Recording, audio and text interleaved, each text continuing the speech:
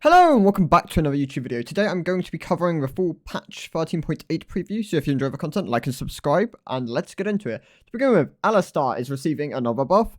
His R is going from 7 seconds to 8.5 seconds. This is, once again, a continuation on for making him reappear at MSI, and this should put him in a good spot for it, so I'd expect to see Alistar. Ezreal gaining 2 base AD. Rather than nerfing the top of the ADC list at the moment, they seem to be buffing up some of the lower ones. Ezreal doesn't have much presence in MSI at the moment, and Pro in general doesn't have much presence in Pro, so his MSI presence might be low, but this should remind pros that he does exist. Garen is gaining 3 base AD and gaining 2 base armor. Overall, this is just going to help Garen since the nerfs to the changes towards Mortal Reminder, giving it armor pen rather than attack speed, nerfed him a bit, and then D Shield also being nerfed hurt Garen. So overall, these should just help him a bit. Janna is gaining 10 flat on the W damage at all ranks. The AP ratio is going up by 0.1 on the ability, and the E decay delay is going from 1.25 seconds to 2.5 seconds, which is a really nice buff. So overall, Janna receiving a load of nice buffs here. This should help Janna quite a bit. Janna is relatively good still at the moment in solo queue. We might see Janna appear in Pro, in MSI and Pro if Koi, especially if Koi end up going to MSI. Trumby plays a lot of Janna. Kha'Zix is gaining 10 base damage on his Q at all ranks as well. These are just follow-ups towards the Kha'Zix changes last patch, pushing away from his W slow spam and more towards his Q damage. So overall, quite nice. I don't imagine we'll see any Kha'Zix at MSI, but this is a pretty big buff, so it might happen. Kog'Maw is gaining a bit of damage on the passive. 125 to 550 is now 140 to 650. The QCD is going down by 1 second. The E mana cost is going from 60 to 100 to 4100. And the E slow is going from 20 to 52% to 30 to 50%. Overall, these buffs, as much as they look like a lot on paper, these are not a huge amount for Kog'Maw. The passive damage going up a bit is, well, relatively nice, but if you're avoiding dying, then it doesn't do anything, technically. The QCD is the nicest of all of them here. The E mana cost going down helps AP Kog'Maw, but it also may incentivize putting 1 point in this ability, as well as the slow going up a bit, because right now ADC Kog'Maw just maxes W and Q. He avoids E points until he has to put them in. So this might incentivize, 1 point E and then max it later on. So we'll have to see. But overall, these help AP Kog'Maw then AD Kog'Maw, but overall these are not a lot of buffs towards Kog'Maw. They are very much going down the placebo route, so we'll have to see how that is.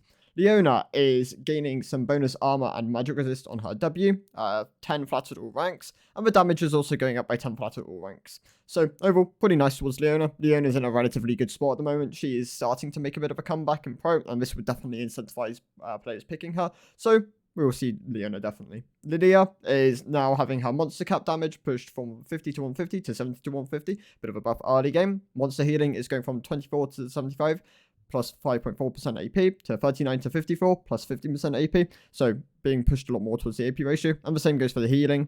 Champion healing is going from 6 to 120 plus 18% AP to 6 to 90 plus 30% AP. So overall, just incentivizing more AP within her kit. This makes Rabadon's a better buy, and the monster cap damage going up early is really nice. So overall, Lillia, who is in a relatively good spot at the moment, is now even stronger. So we should definitely see Lillia a lot at MSI.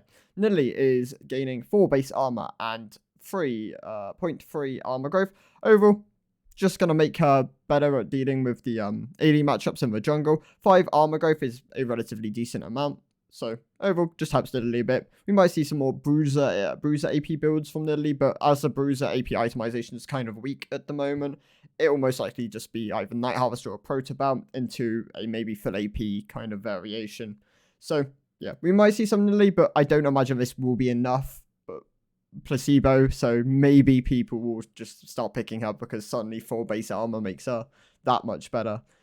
Poppy is gaining 1% damage on the target HP, and her W bonus resist is going from 10% to 12%. These are massive buffs towards tank Poppy. These definitely help her within the top lane, the mid lane, and the jungle, because we're starting to see triple flex Poppy. These also help support Poppy, so G2 going to MSI Poppy being stronger definitely helps that because they are playing a lot of Poppy in solo lanes, Poppy jungle being better as well, and Poppy support. Mickey X plays a lot of Poppy, so wouldn't be surprised if we start seeing Poppy.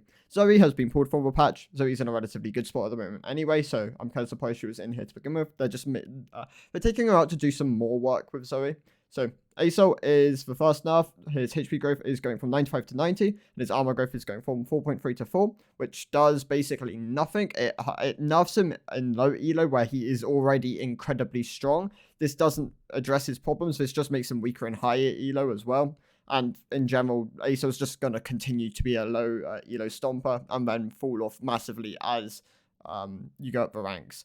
What they should do realistically is nerf the Stardust power and give him some more power early game in compensation, and then maybe we'll start seeing Asol across all ranks, but for the moment he's very much low elo bound as being a really strong scaler with his Stardust mechanic.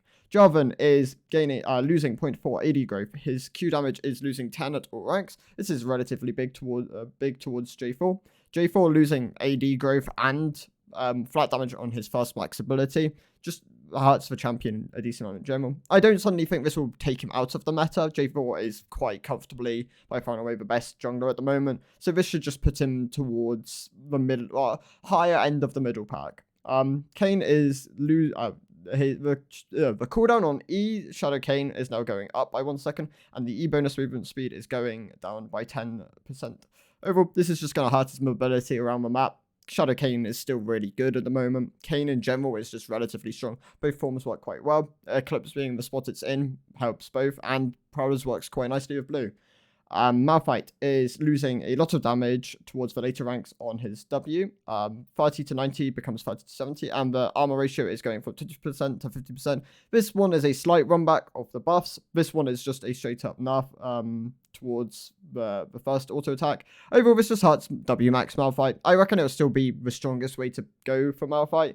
His W incentive is really high, especially with all the things surrounding it. So, yeah, take Grasp, W max into melee matchups. In some of those ranged matchups, you do have to take Arcane Q max. But they were kind of pushing away from that, but now they've nerfed a bit of W. There is going to be some balance between the builds. Rakan is losing 2 base armor, and the armor growth is going from 5.1 to 4.9. This is relatively similar to what I suggested, but they went for armor rather than base health. This will do very little towards Rakan. This makes him slightly squishy on those earlier engages, but overall, losing 0.2 armor and growth and 2 armor isn't suddenly going to take Rakan's top spot as a support. Cosmic Drive, being the final change of this patch, is now having its AP increased from 90 to 100 and has a new passive that dealing damage generates a stack of 2.5% movement speed every 1.5 seconds for the next 5 seconds, up to 10% at 4 stacks. And max stacks gain an additional 10% movement speed. Lillia will really like this. A lot of champions which are Demonics users and Leandris users will benefit from this. If you're someone like Vladimir, you also benefit from this. A lot of the previous Cosmic Drive users will just benefit from this in general. It does lose the AP on the passive, but the new passive, providing as much movement speed as it does, really helpful towards the item as a tempo-based mage item. So, yeah, really good there. Overall, not actually a very big patch. A lot of these are very placebo and like kind of pushes towards pro play. Some of them do mimic what I suggested, but a lot of them are very much not going to have an impact. I imagine the only ones which really are going to have an impact are Alistar, but then I think he would have appeared without the buffs. Maybe Ezreal would be seen a bit. We're not going to see any Garen. We'll see very little Janna, if any at all. Kha'Zix probably won't see play. Kog'Maw might. This is maybe going to remind people that Kog'Maw does exist. He is relatively good at the moment. Leona already is beginning to start appear. And Lillia, well, is going to probably be one of the top junglers, I imagine. This is a huge buff towards Lillia. So we'll have to see if she takes the top spot for jungle. Nidalee, not really going to do this that much. It's mostly placebo, just going to remind people. Poppy ones are quite big, so I imagine we'll see Poppy. And the nerfs, I mean, this will lower both Malphite's and Rakan's presence a bit. This isn't going to do a huge amount. And Kayn, Jarvan, Asol all weren't really seen in pro. Well, Jarvan was beginning to see presence in pro. This might stop that, or at least stagnate it. So Jarvan will probably still see some presence, just not as much as he was going to. Overall, not a huge patch. I'd have liked to have seen a bit more and a bit more impactful changes. Things like Volibear still desperately need buffs. there are other junglers also which kind of fall into the vein of just could have done with a bit more. Graves, I think, was a fringe champion. He could have almost pushed through, but I don't think we'll see much Graves. If we do see Graves, it will probably be from the eastern regions. I don't imagine western regions will pick Graves. So, yeah. Thank you guys for watching, and I'll see you in the next one. Goodbye.